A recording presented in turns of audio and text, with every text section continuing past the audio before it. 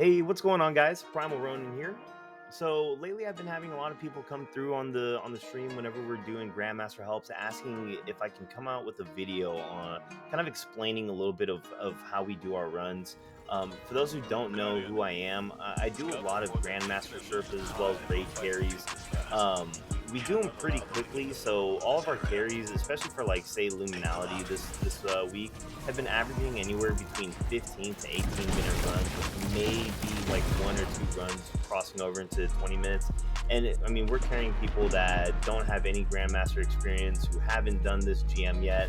I mean, even people that are PvP mains that are just in here trying to build their conquer, get their conquer title. They're running around with loose SMGs and forerunners, which did happen on the run. So top left of the screen is going to be me kind of hovering over what I'm utilizing.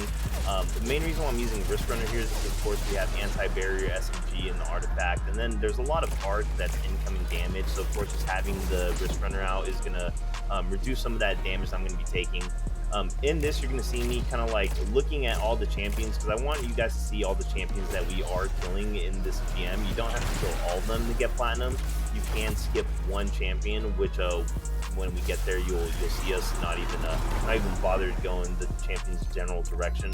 But here I'm kind of skipping forward, taking care of some of the champions that are a little bit more ahead, while my teammates are taking care of the champion that's in the back. And this is all so that way we can maintain the speed in these runs, so that way we can get as many carries as possible. You're going to notice that me and Wesley, we're both concentration titans.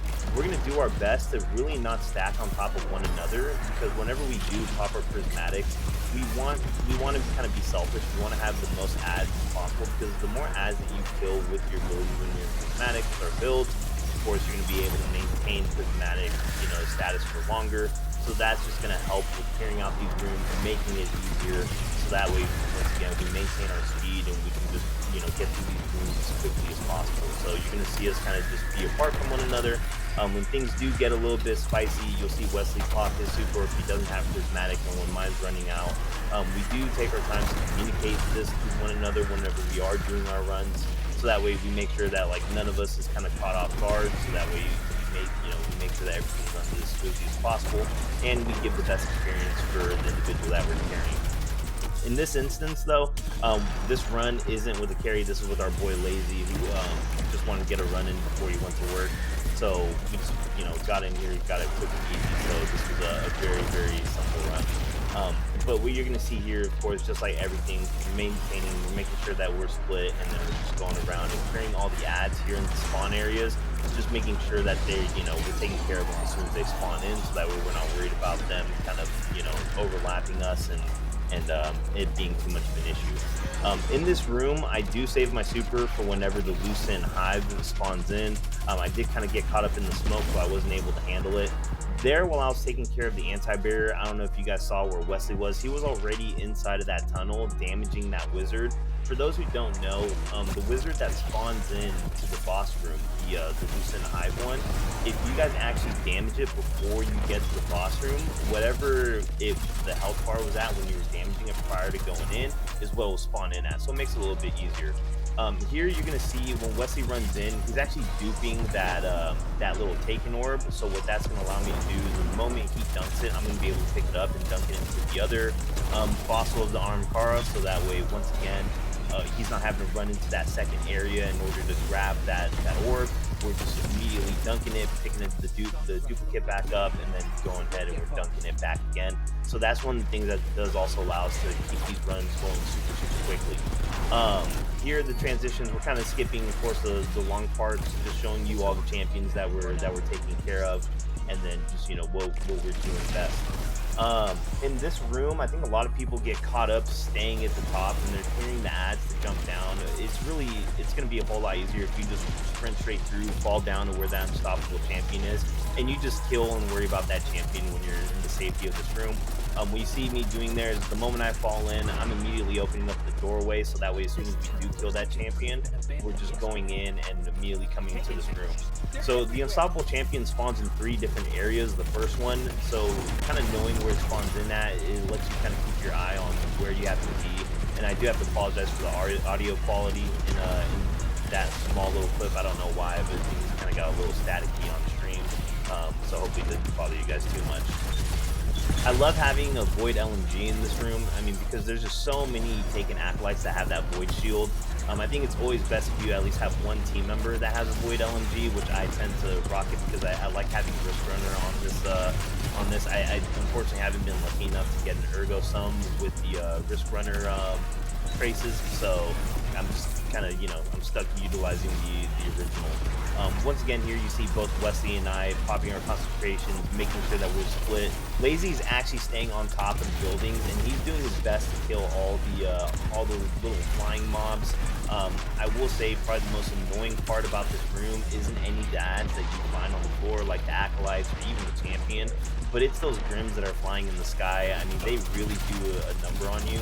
So having one member on your fire team that's focused on killing those ads is pretty crucial in helping the run, go fast. So over here, all the way down to the right side, there is an anti-barrier. So this is the one that we do skip at the very beginning when we, start this run, and you see the unstoppable ultimate super whip right there.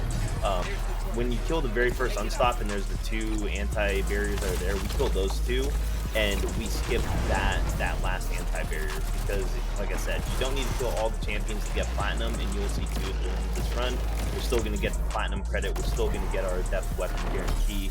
So here in this room, I just wanted to really show you that first damage wave that we do on the boss, to show you how much damage we do with only 2 supers. With me utilizing whatever this super is called on Titans, I generally forget, I just call it the axe throwing. And then Wesley with his behemoth super. I mean, that's really all you need. Those 2 alone absolutely take the boss past his first health bar.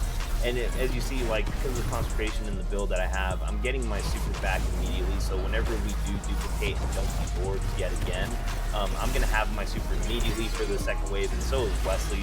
So the moment that the boss spawns in, I mean, it's immediate, just super pop on him, take him to the next phase. As I was talking about, I didn't really get it here, but if I did look up at the wizard, you would have noticed that the wizard was going to have maybe like an 1/8 of the health left. So that way it's very easy, spawns in, we shoot it, we kill it, we finish the ghost, and it's just very, very routine at this point, so that way it makes it very easy. But pretty much, I mean, that really is the Grandmaster in a whole. We've been doing this for quite some time, so if you guys are out there and you guys want to get any runs in, all you have to do is stop by the stream, see if we're doing carries, get in the queue, and then get your runs. Like I said, we don't do raffles, so it's just first come, first serve. If you guys want to know where to follow me, it's just going to be the same as my username on YouTube, Priimalronin. So that's going to be twitch.tv/Priimalronin. I'll have links inside the description of this video. And I do want to say also, before we do end the video, I want to give a huge shout out to everybody that's been coming through the streams and helping my community grow. I mean, it feels like, for the longest time I was streaming to just one viewer, so to now have, 25, 30 people watching on a daily basis, I mean, it's amazing. So I appreciate everyone that comes through and helps me do these carries. So my clan mates, as well as some of the other individuals. I don't want to go ahead and list names now, because if I do, I'll forget. But I just want to say a huge shout out and thank you to you guys, because honestly, if it wasn't for them, I wouldn't be able to do these Grandmaster carries. I wouldn't be able to do the raid carries that we do. So huge shout out and thank you to all of you, and you guys know who you are. So hopefully this video will help some of you guys. I know this is my first one, so it's probably not going to be the best, but I look forward to kind of seeing you guys kind of come to the stream and ask for any help that you guys need. But other than that, catch you guys on the next one.